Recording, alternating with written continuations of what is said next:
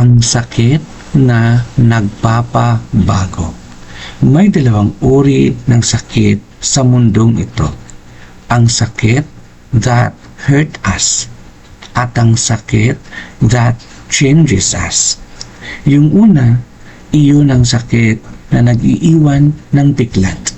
Yung sakit na bumabasag sa loob mo, na minsan ay nagpaparamdam na parang wala ng saysay ang lahat.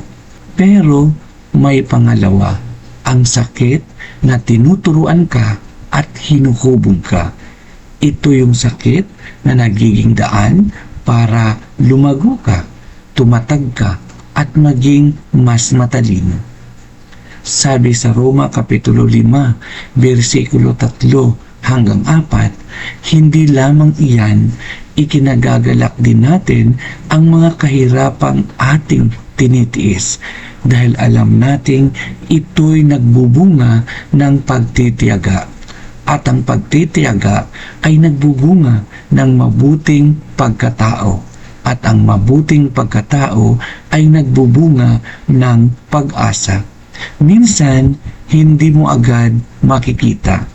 Pero yung sakit na akala mo sisira sa iyo, yun pala ang gagamitin ng Diyos para baguhin ka.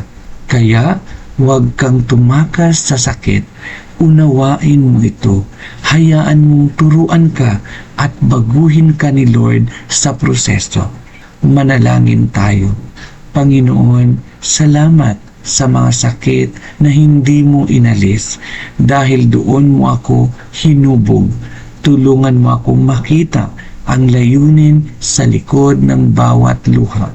Baguhin mo ako ayon sa kalooban mo. Sa pangalan ni Jesus, Amen.